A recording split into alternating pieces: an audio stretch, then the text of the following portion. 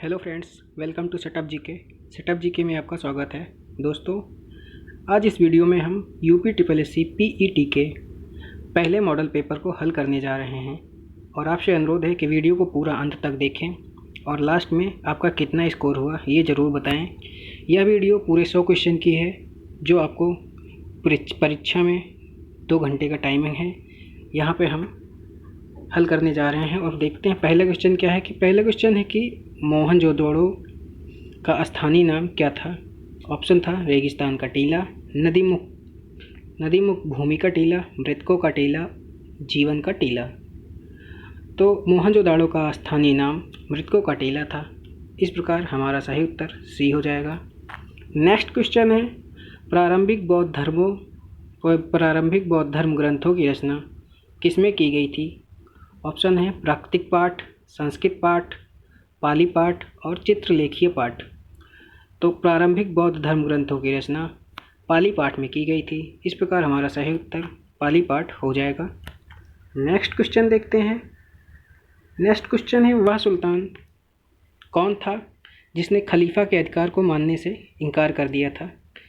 तो ऑप्शन है अलाउद्दीन खिलजी, बी है गयासुद्दीन खिलजी, सी है मोहम्मद बिन तुगलक, डी है कुतुबुद्दीन मुबारक। अलाउद्दीन खिलजी खलीफा के अधिकार को मानने से इनकार कर दिया था। इस प्रकार इस क्वेश्चन का आंसर अलाउद्दीन खिलजी हो जाएगा। नेक्स्ट क्वेश्चन है शिवाजी ने सूरत को कितनी बार लूटा था। ऑप्शन है ए है 4 बार, बी है 1 बार, सी है 3 बार, डी है 2 बार। शिवाजी ने सूरत को 2 बार लूटा था। इस प्रकार हमारा सही उत्तर डी हो जाएगा। नेक्स्ट क्वेश्चन है भारत में सिपाही विद्रोह की शुरुआत कहाँ से हुई थी। ऑप्शन है राजकोट, बी चंपारण, सी बरेली, डी मेरठ। भारत में सिपाही विद्रोह की शुरुआत मेरठ से हुई थी। इस प्रकार हमारा सही उत्तर मेरठ हो जाएगा। नेक्स्ट क्वेश्चन है कांग्रेस की पहली महिला अध्यक्ष कौन थी। ऑप्शन ए श्रीमती एनी बेसेंट, ऑप्शन बी श्रीमती सरोजिनी नायडू, ऑप्शन सी श्रीमती नेली सेनगुप्ता और डी अरोड़ा आसफ अली। कांग्रेस की प्रथम महिला अध्यक्ष श्रीमती एनी बेसेंट थी। इस प्रकार हमारा सही उत्तर ए हो जाएगा। नेक्स्ट क्वेश्चन है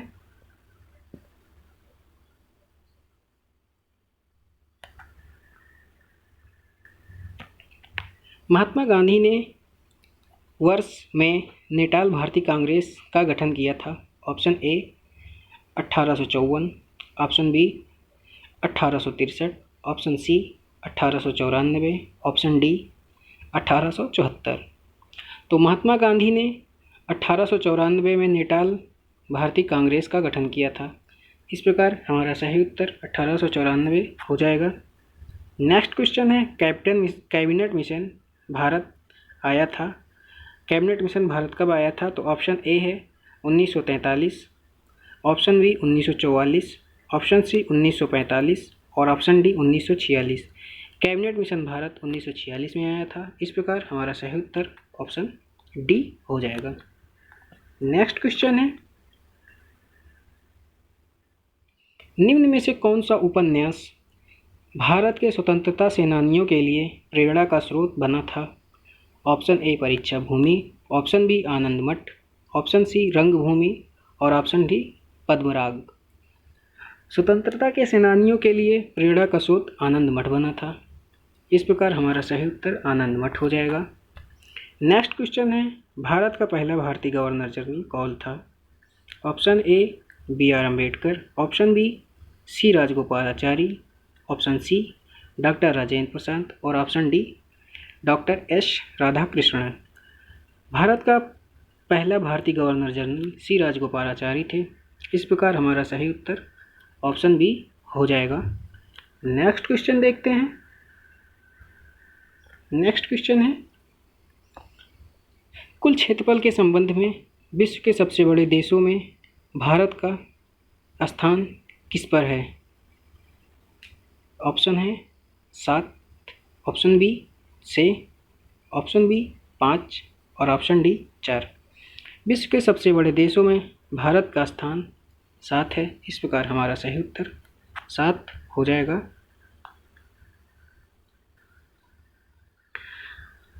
अगला क्वेश्चन है, निम्नलिखित में से कौन सा एक मोड़दार पर्वत का उदाहरण नहीं है?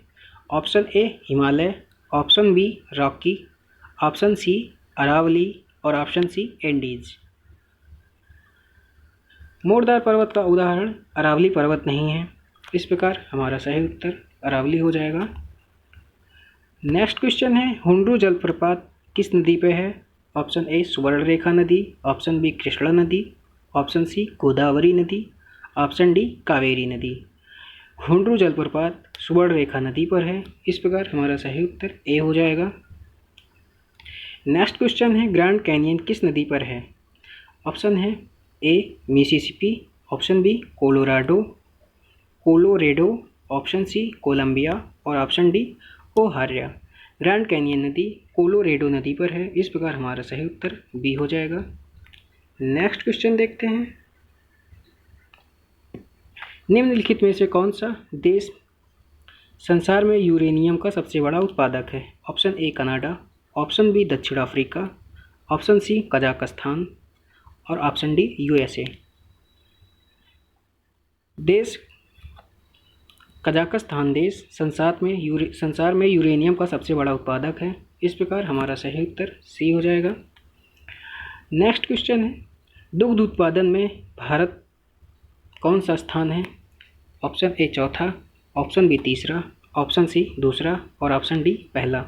दुग्ध उत्पादन में संसार में भारत पहला स्थान है। इस प्रकार हमारा सही उत्तर डी हो जाएगा। नेक्स्ट क्वेश्चन देखते हैं, राजकोषीय घाटा का क्या अर्थ है? ऑप्शन ए सरकार द्वारा एकत्रित कुल राजस्व, ऑप्शन बी सरकार के कुल राजस्व और कुल व्यय के बीच अंतर, ऑप्शन सी सरकार का कुल व्यय और ऑप्शन डी सरकार द्वारा ली गई कुल उधार धनराशि। राजकोषीय घाटा का अर्थ है सरकार के कुल राजस्व और कुल व्यय के अंतर, कुल व्यय के बीच का अंतर। सरकार के कुल राजस्व और कुल व्यय के बीच के अंतर को राजकोषीय घाटा कहते हैं। इस प्रकार हमारा सही उत्तर बी हो जाएगा। नेक्स्ट क्वेश्चन है, भारत में योजना आयोग का गठन किस वर्ष किया गया था?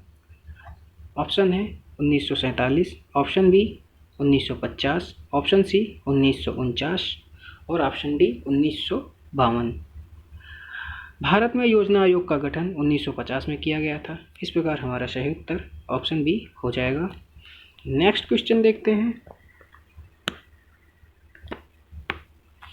भारत में राष्ट्रीयकृत बैंकों की संख्या कितनी है?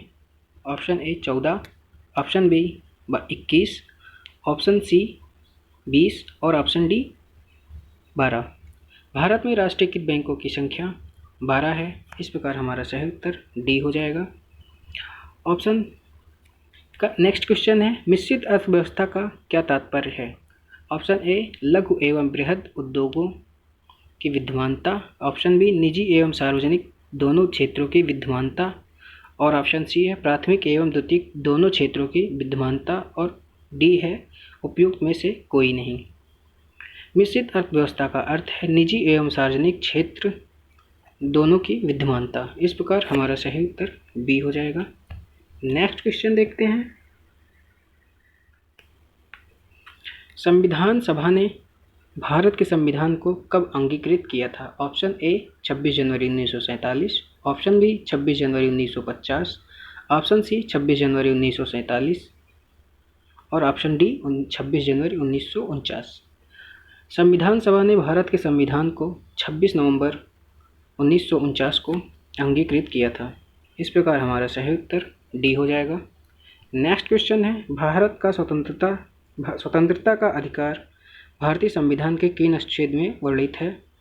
अनुच्छेद ए, ऑप्शन ए अनुच्छेद 12 से 18, ऑप्शन बी अनुच्छेद 19 से 22, ऑप्शन सी अनुच्छेद 23 से 28, ऑप्शन डी अनुच्छेद 29 से 50। स्वतंत्रता का अधिकार एक मौलिक अधिकार है। यह भारतीय संविधान के अनुच्छेद 19 से 22 में वर्णित है। इस प्रकार हमारा सही उत्तर बी हो जाएगा। नेक्स्ट क्वेश्चन है, लोकसभा का कार्यकाल कितनी बार 6 वर्ष तक बढ़ाया गया था? ऑप्शन ए 1 बार, ऑप्शन बी 2 बार, ऑप्शन सी 3 बार और ऑप्शन डी कभी भी नहीं। लोकसभा का कार्यकाल 1 बार 6 वर्ष तक बढ़ाया गया था। इस प्रकार हमारा सही उत्तर ए हो जाएगा। नेक्स्ट क्वेश्चन देखते हैं। नेक्स्ट क्वेश्चन है, सर्वोच्च न्यायालय के न्यायाधीश किस आयु में सेवानिवृत्त होते हैं? ऑप्शन ए 60 वर्ष, ऑप्शन बी 62 वर्ष, ऑप्शन सी 64 वर्ष और ऑप्शन डी 65 वर्ष। सर्वोच्च न्यायालय के न्यायाधीश 62 वर्ष की आयु में सेवानिवृत्त होते हैं। इस प्रकार हमारा सही उत्तर 62 वर्ष, बी नंबर सही हो जाएगा।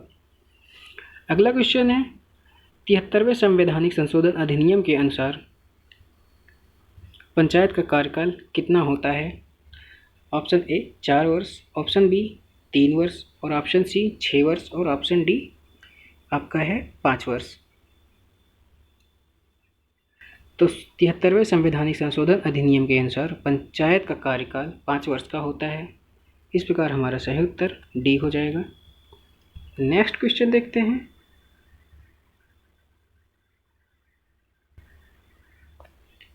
बर्फ पर स्केटिंग करना प्रदर्शित करता है कि दाब बढ़ाने पर बर्फ का गलनांक क्या होता है? घटता है, बढ़ता है, पहले घटता है फिर बढ़ता है, अपरिवर्तित रहता है। बर्फ पर स्केटिंग करने प्रदर्शित करता है कि दाब बढ़ाने पर बर्फ का गलनांक घट जाता है। इस प्रकार हमारा सही उत्तर ए हो जाएगा।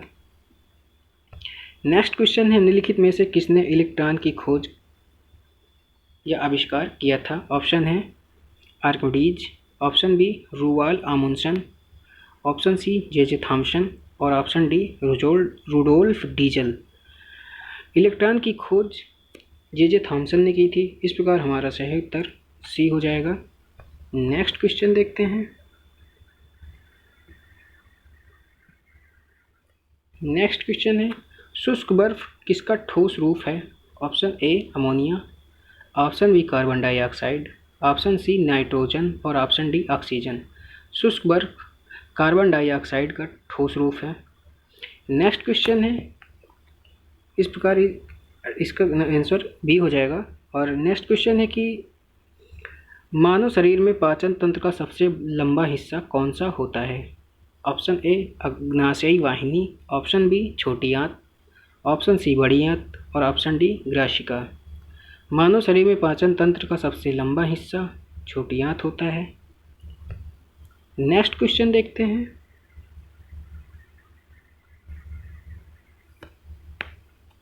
लाल रक्त कोशिकाओं के निर्माण के लिए शरीर का कौन सा अंग जिम्मेदार होता है? ऑप्शन ए मस्तिष्क, ऑप्शन बी फेफड़े, ऑप्शन सी अस्थिमज्जा और ऑप्शन डी हृदय। लाल रक्त कोशिकाओं के निर्माण के लिए शरीर का अस्थिमज्जा जो अंग होता है ये जिम्मेदार होता है। इस प्रकार हमारा सही उत्तर सी हो जाएगा। अब यहाँ से मैथ की स्टार्टिंग होती है और मैथ यहाँ से 5 नंबर का दिया हुआ है। आइए मैथ के क्वेश्चन को देखते हैं और हम फटाफट रिवीजन के तौर पे आपको हल करवा देते हैं। 60 तथा 80 के बीच आने वाली सभी अभाज्य संख्याओं का योग कितना होता है? ऑप्शन दिया है ए 272, ऑप्शन बी 284, ऑप्शन सी 351 और ऑप्शन डी 414। 60 और 80 के बीच आने वाली सभी अभाज्य संख्याओं का योग 351 होता है।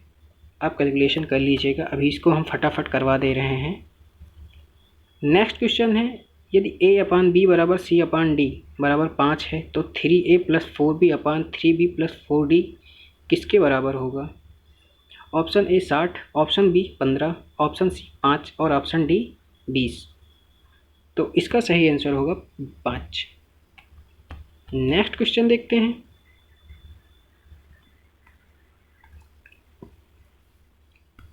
नेक्स्ट क्वेश्चन है, जिस लघुत्तम पूर्ण संख्या को 59535 से गुणा करने पर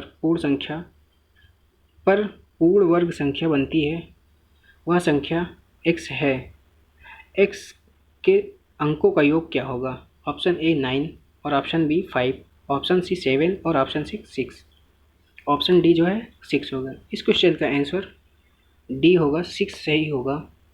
नेक्स्ट क्वेश्चन दिया हुआ है, यदि किसी संख्या में 30% की वृद्धि हुई, फिर उसी 30% की कमी हुई उसी संख्या पर, फिर दोबारा 30% की कमी हुई, संख्या में कितने प्रतिशत शुद्ध वृद्धि या कमी हुई है? तो ऑप्शन दिया है 36% की कमी, ऑप्शन बी 40% की कमी, ऑप्शन डी 36% की वृद्धि, ऑप्शन डी 40% की कमी। तो इसका आंसर होगा 36% की कमी होगी। इस क्वेश्चन में आप सॉल्व कर लीजिएगा। नेक्स्ट क्वेश्चन है, यदि 35 संख्याओं का औसत 22 है, पहली 17 संख्याओं का औसत 19 है और अंतिम 17 संख्याओं का औसत 20 है, तो 18वीं संख्या कौन सी होगी?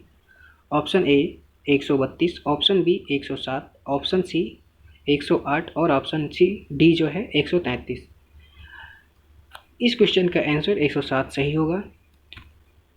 नेक्स्ट क्वेश्चन देखते हैं। नेक्स्ट क्वेश्चन यहाँ से जो है हिंदी का स्टार्ट होता है। हिंदी के 5 क्वेश्चन हैं, जिसमें आपका 36वां नंबर क्वेश्चन है, 8 कनौजियन 9 चूल्हे लोकोक्ति का क्या अर्थ है? ऑप्शन ए दिया है अधिक व्यक्ति होने से काम बिगड़ना, नंबर बी अलगाव की स्थिति, ऑप्शन सी खराब खाना बनाना, ऑप्शन डी आवश्यकता से अधिक सामान का होना। तो 8 कनौजियन 9 चूल्हे का अर्थ है अलगाव की स्थिति। इस प्रकार इस क्वेश्चन का आंसर बी हो जाएगा। नेक्स्ट क्वेश्चन है, जगत प्लस ईश बराबर जगदीश में कौन सी संधि है? ऑप्शन ए विसर्ग संधि, ऑप्शन बी स्वर संधि और ऑप्शन सी व्यंजन संधि, ऑप्शन डी उपयुक्त में से कोई नहीं। जगत प्लस ईश बराबर जगदीश में व्यंजन संधि है। इस प्रकार हमारा सही उत्तर सी हो जाएगा। नेक्स्ट क्वेश्चन है, मसृण का विलोम क्या है?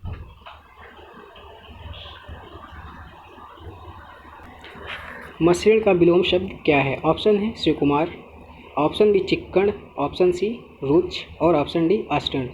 मसृण का विलोम शब्द रुच होता है। इस प्रकार इस क्वेश्चन का आंसर सी हो जाएगा। अब तो जाने हम नेक्स्ट क्वेश्चन है, अधोलिखित में वर्तनी की दृष्टि से एक शब्द अशुद्ध है, कौन सा है? ऑप्शन ए अंतर्धान, ऑप्शन बी अनुग्रहित, ऑप्शन सी आध्यात्म और ऑप्शन डी अधीन। इसमें आपकी ऑप्शन सी अध्यात्म जो है ये एक अशुद्ध वर्तनी है, बाकी जो ये अंतर्ध्यान सही है, अनुग्रहित सही है और अधीन ये सही है। नेक्स्ट क्वेश्चन देखते हैं, आग का पर्यायवाची शब्द नहीं है। ऑप्शन दिया हुआ है, ऑप्शन ए अनल, ऑप्शन बी पावक, ऑप्शन सी व्योम और ऑप्शन डी कृषाणु। आग का पर्यायवाची शब्द व्योम नहीं है, बाकी सभी आग की पर्यायवाची शब्द हैं।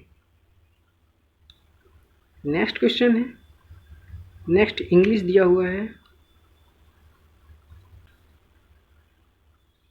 इंग्लिश के भी 5 क्वेश्चन आपके आने हैं। तो पहले तो एक पैसेज रहेगा और उसको आप पेपर में ध्यानपूर्वक पढ़ के और आपको आंसर जो है देना रहेगा।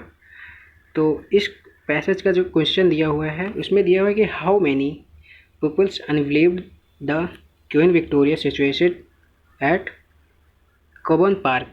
Option A 1, option B 6, option C 4 और ऑप्शन डी 2। तो इसका जो आंसर होगा ए नंबर हो जाएगा। नेक्स्ट क्वेश्चन दिया हुआ है कि which of the following is false regarding the Queen Victoria Estate in Bengaluru? Option A, it is made of marble. Option B, it is 11 feet tall. It is option C दिया, it is 111 year old. Option D दिया हुआ है, it is standing in queen Victoria park. इस question का answer option D हो जाएगा। It is standing in queen Victoria park. Next question है,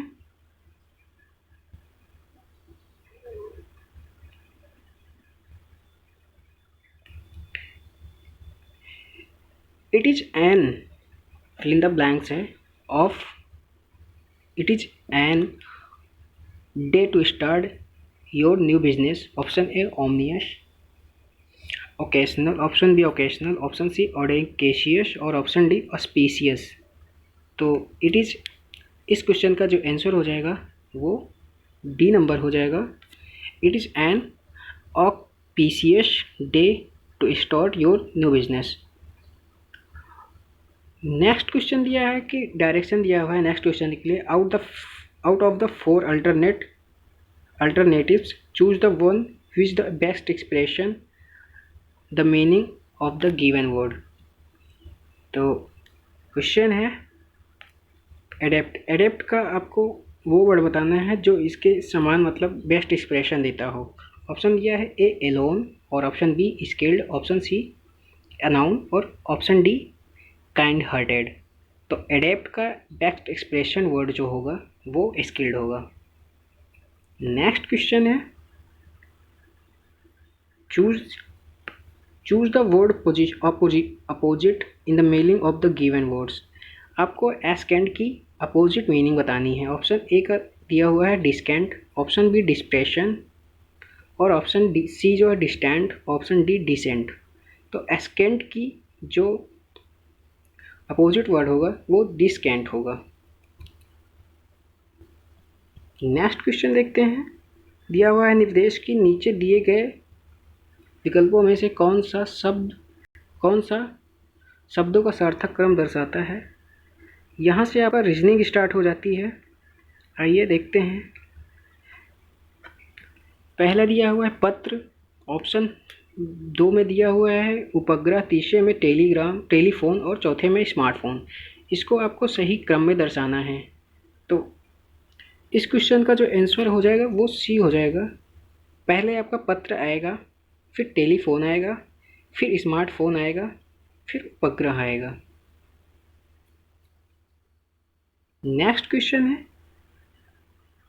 कि 5 लोगों ने एक दौड़ में भाग लिया। कार्तिक ने प्रभंजोत के पीछे एकदम पीछे ही दौड़ पूरी की। फराज ने लक्ष्य से एक कदम पहले दौड़ जो है पूरी की है। अनिल ने फराज के एकदम पहले दौड़ पूरी की। अनिल तीसरे स्थान पर आया। इनमें से कौन दौड़ में दूसरे स्थान पर रहा है। तो ऑप्शन दिया है कार्तिक, ऑप्शन बी फराज और ऑप्शन सी लक्ष्य और ऑप्शन डी प्रभंजोत। तो दूसरे स्थान पर जो आया है वो है कार्तिक। नीचे दिया हुआ है कि दिए गए विकल्पों में से विषम शब्द को चुनना है। ऑप्शन दिया हुआ है कि महानदी, ऑप्शन बी कृष्णा नदी और ऑप्शन सी जो है ताप्ती और ऑप्शन डी गोदावरी नदी। तो इस क्वेश्चन का जो आंसर है वो ताप्ती है। ताप्ती नदी, बाकी और ये सभी जो हैं ये बंगाल की खाड़ी में गिरती हैं। ताप्ती नदी जो है आपकी अरब सागर में गिरती है। दिया हुआ है कि दिन में कितनी बार घड़ी की सुइयाँ सीधी होती हैं। ऑप्शन ए 22, ऑप्शन बी 44 बार, ऑप्शन सी 24 बार और ऑप्शन डी 48 बार। दिन में घड़ी की सुइयाँ 22 बार सीधी होती हैं। दिया हुआ है कि नीचे दिए गए प्रश्न में कुछ कथन और उनके बाद उन कथनों पर आधारित निष्कर्ष दिए गए हैं।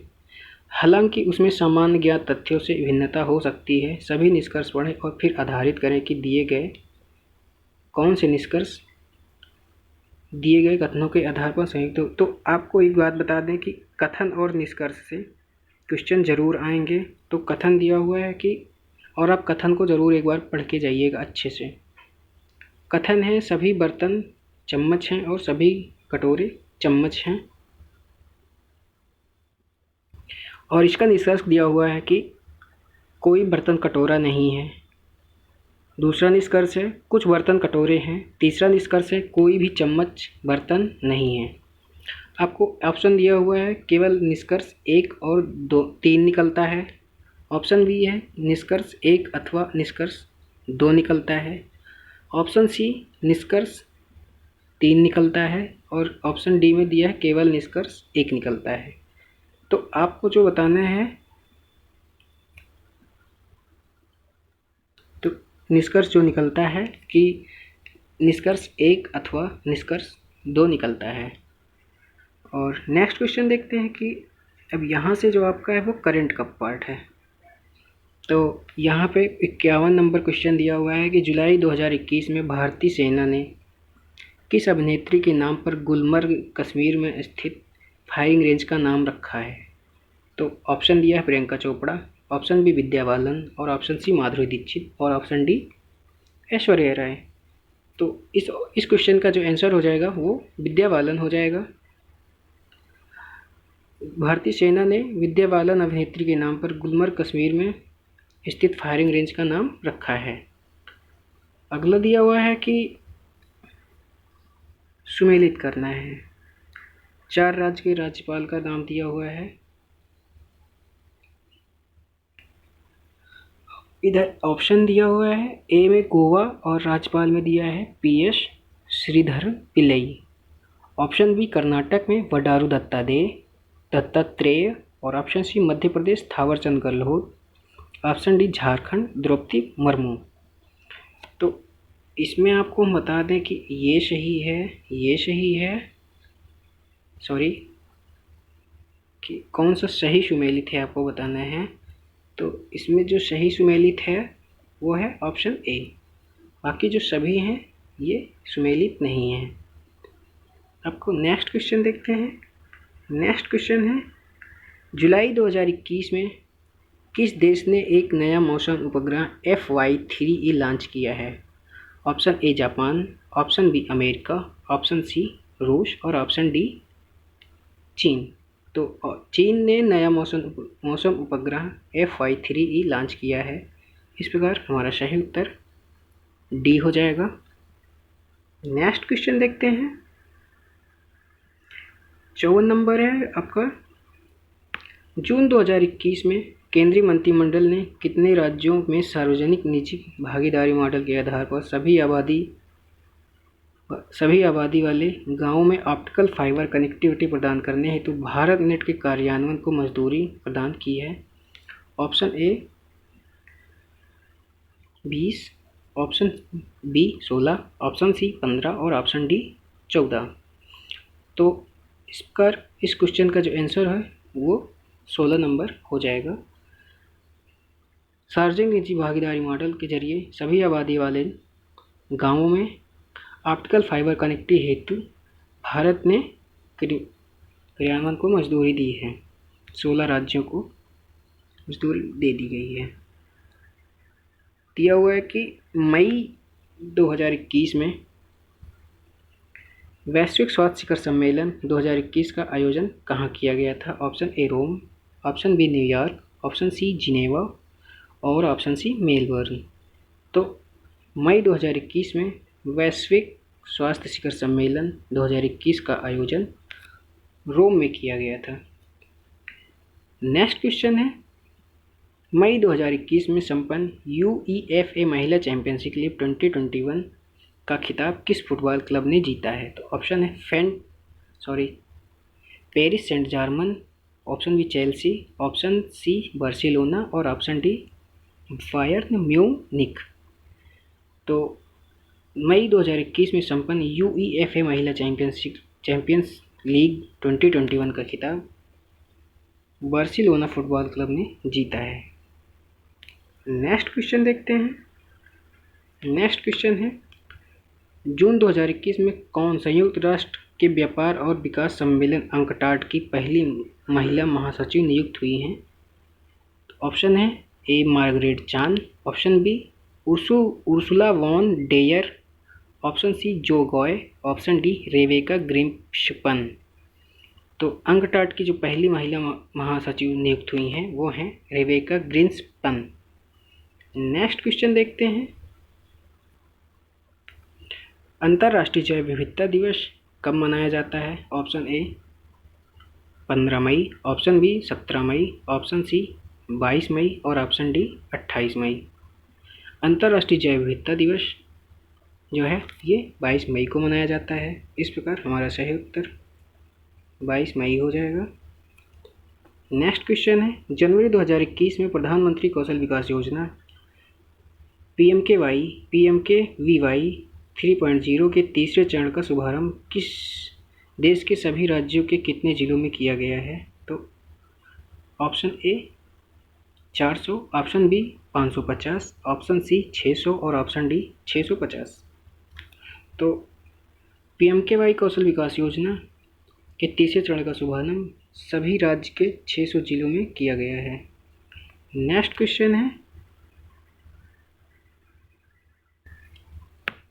वर्ष 2020 के युवा गणितज्ञ के लिए रामानुजन पुरस्कार से किसे सम्मानित किया गया है? Option A doctor Franklin James, option B doctor Carolina Arjo, option C doctor Neelmani Pandey, option D doctor Ramesh Kumar. तो 2020 के युवा गणितज्ञ के लिए रामानुजन पुरस्कार जो है ये डॉक्टर कैरोलिना अर्जो को मिला हुआ है। नेक्स्ट क्वेश्चन है, विक्रम साराभाई अंतरिक्ष केंद्र कहाँ स्थित है? ऑप्शन है A Mumbai, option B Bangalore, option C Sriharikota और ऑप्शन डी त्रिवेंद्रम। विक्रम साराभाई अंतरिक्ष केंद्र जो है ये त्रिवेंद्रम में स्थित है। इस प्रकार इस क्वेश्चन का आंसर डी हो जाएगा। नेक्स्ट क्वेश्चन है, जापान की मुद्रा है? Option A dollar, option B yen, option C renminbi, option D euro. Japan की मुद्रा येन है। इस प्रकार हमारा इस क्वेश्चन का आंसर बी हो जाएगा। नेक्स्ट क्वेश्चन है, श्रीलंका की आधिकारिक राजधानी का नाम क्या है? Option A Colombo, option B Sri Jayawardenepura, option C Ceylon और ऑप्शन डी कैंडी। श्रीलंका की आधिकारिक राजधानी का नाम श्री जयवर्धनेपुरा है। नेक्स्ट क्वेश्चन है, निम्नलिखित मठों में से कौन सा मठ सिक्किम में स्थित है? Option A Rumtek, option B के, option C Hemis, option C Tabo. तो सिक्किम में स्थित मठ का नाम रोमटेक मठ है। नेक्स्ट क्वेश्चन है, भारत की पहली पूर्ण अवधि वाली टाकी फिल्म कौन सी है? Option A Indrasabha, option B Shirin Farhad, option C Bhakt Prahlad और ऑप्शन डी आलमारा। भारत की पहली पूर्ण अवधि वाली फिल्म टाकी फिल्म जो है वो आलमारा थी। इस प्रकार इस क्वेश्चन का आंसर डी सही हो जाएगा। यहाँ पे दिया हुआ है कि सूची 1 में व्यक्ति और सूची बी में जो है उनकी गतिविधियों के क्षेत्र के साथ उनका सही मिलान करना है। ऑप्शन दिया हुआ है एक तरफ कि यामिनी कृष्णमूर्ति, वसीम जाफर, राजा रवि वर्मा, राहुल गांधी। इधर ऑप्शन दिया हुआ है कि उनकी जो उनसे संबंधित है चित्रकारी, राजनीति, भरतनाट्यम और क्रिकेट। तो इस क्वेश्चन का जो आंसर है वो है ए नंबर। ठीक है, यामिनी कृष्णमूर्ति भरतनाट्यम से संबंधित है, वसीम जाफर क्रिकेट से, राहुल गांधी राजनीति से और राजा रवि वर्मा चित्रकारी से संबंधित है। नेक्स्ट क्वेश्चन देखते हैं, द रेड साड़ी के द्वारा लिखी गई है। रेड साड़ी किसके द्वारा लिखी गई है? Option A Mamata Banerjee, option B Javier Moro, option C Malala Yousafzai और option D Neel Mukherjee. Red sari Javier Moro द्वारा लिखी गई है। इस प्रकार इस क्वेश्चन का आंसर बी सही हो जाएगा। नेक्स्ट क्वेश्चन देखते हैं, भारत के दौरे पर आने वाला पहला अमेरिकी राष्ट्रपति कौन था? Option A Teddy Eisenhower, option B Jimmy Carter, option C George Washington, option D Ronald Reagan. भारत के दौरे पर आने वाला प्रथम अमेरिकी राष्ट्रपति टेडी आइजनहावर था। नेक्स्ट क्वेश्चन है, डॉक्टर अल्फ्रेड नोबेल द्वारा निर्धारित अच्छा निधि में से किस क्षेत्र में नोबेल पुरस्कार नहीं दिया जाता है? ऑप्शन ए शांति, ऑप्शन बी औषध, ऑप्शन सी अर्थशास्त्र और ऑप्शन डी रसायन शास्त्र। और जो है तो नोबेल में अर्थशास्त्र के क्षेत्र में पुरस्कार नहीं दिया जाता है। नेक्स्ट क्वेश्चन है, रामसर सम्मेलन का मुख्य उद्देश्य क्या है? ऑप्शन ए आर्द्रभूमि का संरक्षण, ऑप्शन बी जैव विविधता का संरक्षण, ऑप्शन बी ग्लोबल वार्मिंग और ऑप्शन डी जलवायु परिवर्तन। तो रामसर सम्मेलन का मुख्य उद्देश्य था आर्द्रभूमि का संरक्षण। निर्देश दिया हुआ है कि प्रश्न 71 से 75 के लिए अधोलिखित अध्यांश को ध्यानपूर्वक पढ़िए और नीचे दिए गए प्रश्नों के उत्तर को इस गद्यांश के आधार पर दीजिए। तो आपको धीरे धीरे पढ़ लेना है और पढ़ने के बाद हम आपको इसके क्वेश्चन का आंसर करवा देते हैं।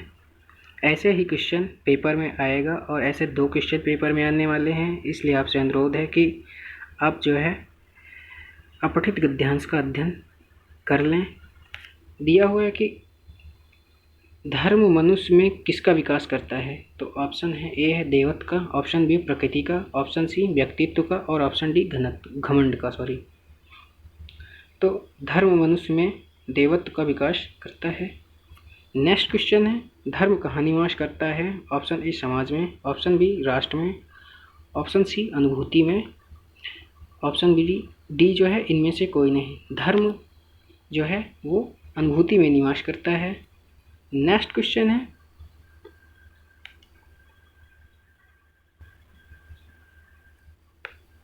इंद्रियों का आनंद कहाँ पर प्रखर होता है? ऑप्शन ए जहाँ अच्छाइयाँ हों, ऑप्शन बी जहाँ जीवन का उच्च स्तर नहीं है, ऑप्शन बी सी जो है स्वर्ग में और ऑप्शन डी नर्क में। इंद्रियों का आनंद जो है जहाँ जीवन का उच्च स्तर नहीं है वहाँ पर प्रखर होता है। नेक्स्ट क्वेश्चन है जीवन के उच्च स्तर पर पहुँचने के लिए किन तत्वों की आवश्यकता होती है? ऑप्शन ए पैसा, सुख और प्रेम, ऑप्शन बी प्रेम सद्भाव की भावना, ऑप्शन बी पूर्णता, आनंद और ज्ञान, ऑप्शन डी इनमें से कोई नहीं। जीवन के उच्च स्तर पर पहुँचने के लिए पूर्णता, ज्ञान और आनंद की आवश्यकता होती है। नेक्स्ट क्वेश्चन है कि उपयुक्त गद्यांश का शीर्षक क्या हो सकता है? ऑप्शन ए आपसी सद्भाव का स्वरूप, ऑप्शन बी कर्म का स्वरूप, ऑप्शन सी सुख का स्वरूप और ऑप्शन डी धर्म का स्वरूप। तो उपयुक्त जो ऊपर गद्यांश दिया हुआ था उसका जो शीर्षक है वो धर्म का स्वरूप होगा। नेक्स्ट क्वेश्चन देखते हैं।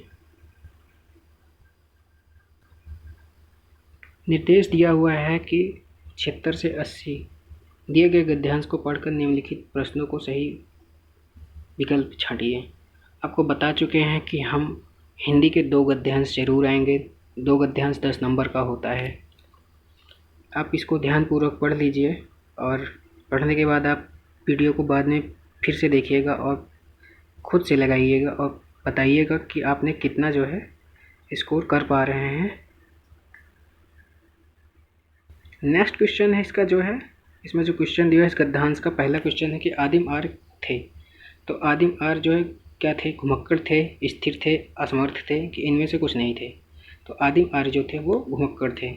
नेक्स्ट क्वेश्चन है महावीर स्वामी का जन्म कहाँ हुआ था? Option A Pawapuri, option B Vaishali, option C Kushinagar और ऑप्शन डी पारसौली। तो महावीर स्वामी का जन्म जो है वो वैशाली में हुआ था।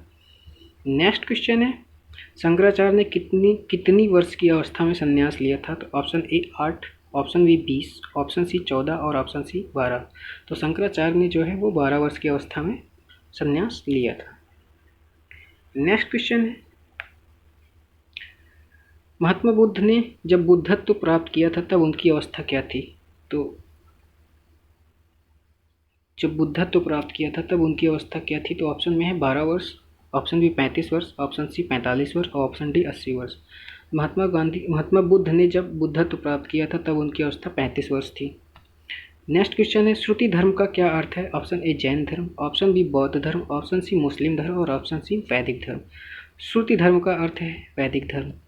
नेक्स्ट क्वेश्चन देखते हैं। अब यहाँ से आपका DI डाटा इंटरप्रिटेशन इसके आपके 2 क्वेश्चन और तालिका के 2 क्वेश्चन रहेंगे। तो यहाँ से आपको DI से जो है आपको 20 नंबर मिलने वाले हैं। तो दिया हुआ है कि निर्देश यह वृत्त आरेख 5 भिन्न प्रकार के रोजगार के क्षेत्रों को कोणीय प्रतिनिधित्व को दर्शाता है। इन 5 प्रकार के क्षेत्रों के कर्मियों को कुल जो है संख्या जो है वो 72,000 है। प्रश्न जो दिया है वो 81 से 85 तक दिया हुआ है। आइए देखते हैं। दिया हुआ है कि सेवा के क्षेत्र में कितने प्रतिशत कर्मी हैं। सेवा के क्षेत्र में जो है कितने % कर्मी हैं, तो सेवा के क्षेत्र में जो है वो 20% कर्मी हैं। नेक्स्ट क्वेश्चन है, कृषि, बिजनेस और परिवहन में कुल कर्मियों की जो संख्या है वो कितनी है। तो कृषि, व्यापार और परिवहन के क्षेत्र में कुल कर्मियों की संख्या वो है 3,60,000 है। नेक्स्ट क्वेश्चन है, व्यापार बिजनेस की तुलना में उद्योग में कितने कर्मी कार्यरत हैं। तो ऑप्शन जो दिया हुआ है इसमें जो है बिजनेस की तुलना में उद्योग, बिजनेस की तुलना में जो उद्योग के कर्मी जो कार्यरत हैं वो है 1,68,000। नेक्स्ट क्वेश्चन है, उद्योग क्षेत्र में कितने कर्मी कार्यरत हैं। तो उद्योग क्षेत्र में जो है वो 2,16,000 कर्मी कार्यरत हैं।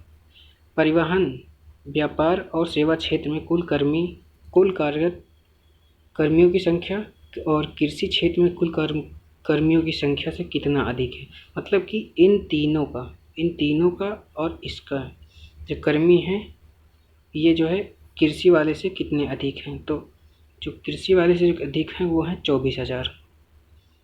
अब नेक्स्ट की बात आती है, दिया हुआ निर्देश 86 से 90 फिर आपको दे दिया है।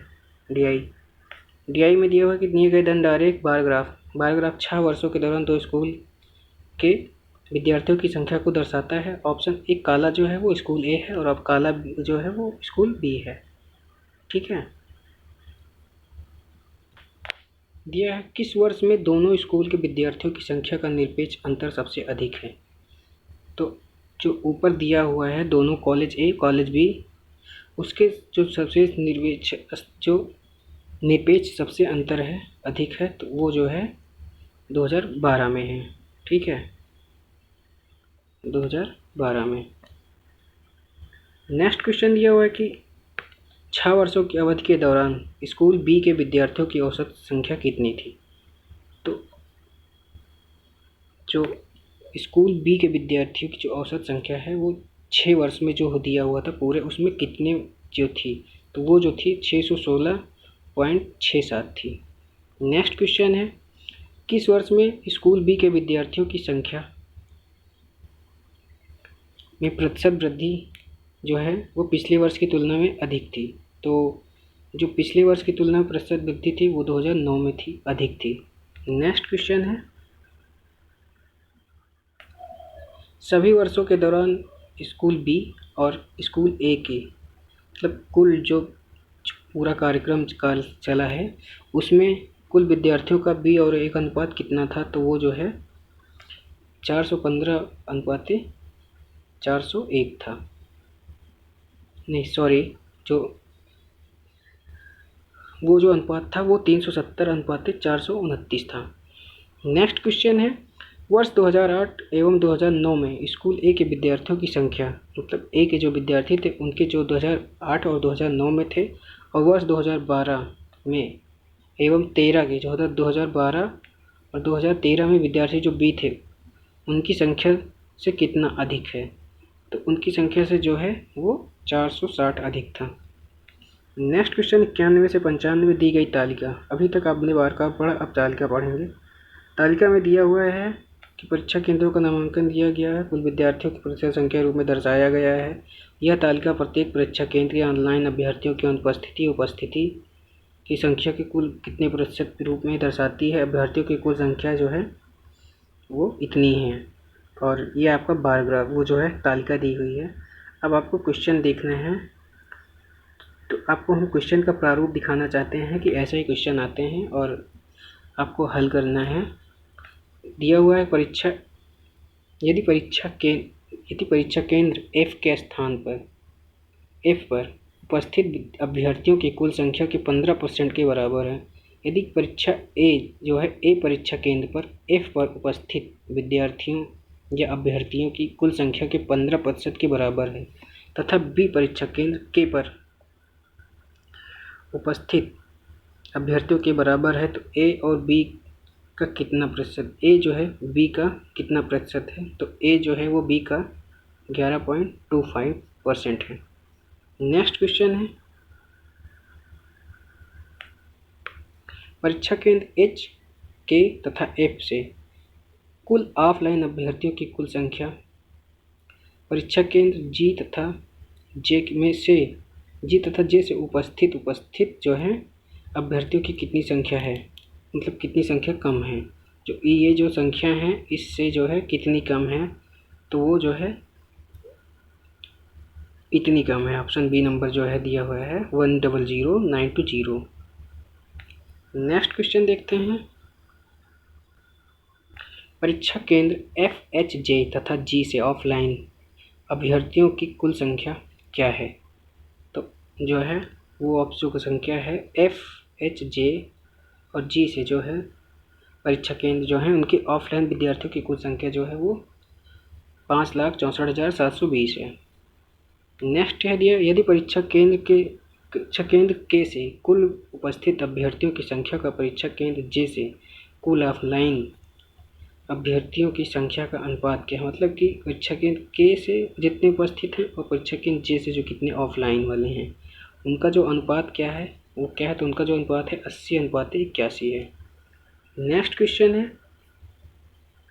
परीक्षा केंद्र एच तथा जी को मिलाकर उपस्थित विद्यार्थियों की कुल संख्या क्या है।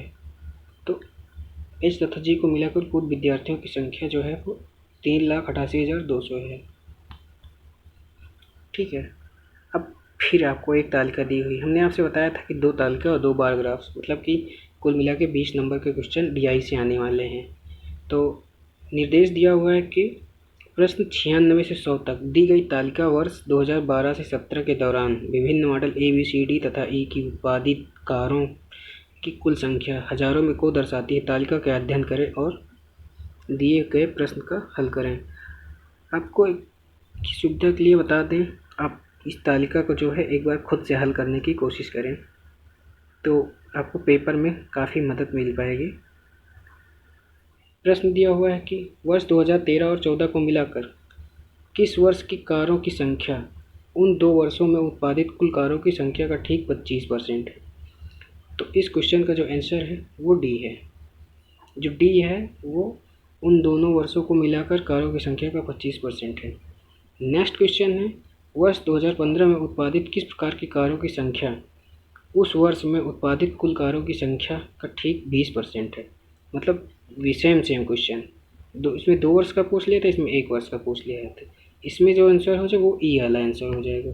नेक्स्ट क्वेश्चन देखते हैं, लास्ट के 3 क्वेश्चन और बचे हैं।